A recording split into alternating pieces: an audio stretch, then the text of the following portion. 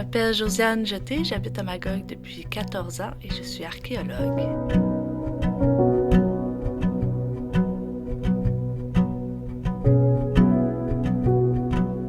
Le lac Memphremagog est occupé depuis plusieurs milliers d'années par des peuples autochtones. Il y a des points d'arrêt un peu partout sur le lac, mais on connaît entre autres 2 sites archéologiques ici sur le territoire de Magog, soit à la Pointe-Mairie et à la Maison-Mairie. On a trouvé surtout des fragments de pierres taillées. À la Maison-Mairie, on a les traces d'un campement.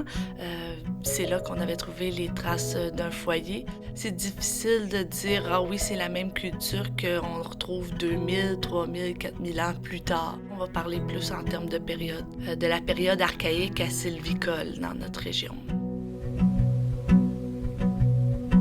Moi, je suis un archéologue spécialisé en archéologie historique, donc je suis plus sur des chantiers qui vont traiter de l'arrivée des premiers Américains comme Ralph Mary, Alvin Moore, donc cette période-là et plus tard.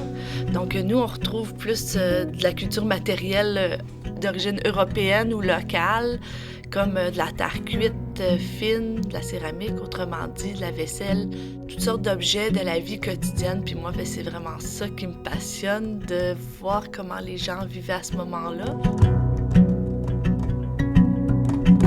En fait, la ville de Magog, elle est créée à la fin du 18e siècle, avec l'arrivée de pionniers qui viennent majoritairement des États-Unis. C'est pas un noyau villageois qui est à la Maison-Mairie, mais plusieurs petits établissements au départ qui se font.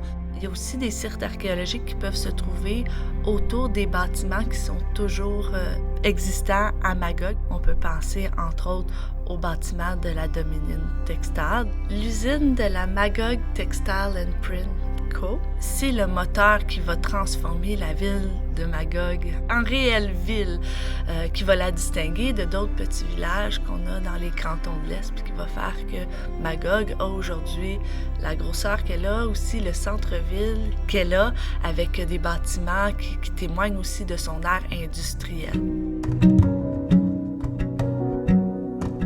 Le Lady of the Lake, c'est un peu l'ancêtre du Grand Cru. Donc, c'était un bateau vapeur qui sillonnait le lac et qui amenait les gens de Newport jusqu'à Magog en faisant plusieurs arrêts sur le lac. Donc, le tourisme est vraiment central à l'histoire de Magog. Le lac, la montagne, les paysages de Magog. Il y a beaucoup d'endroits que j'aime beaucoup à Magog.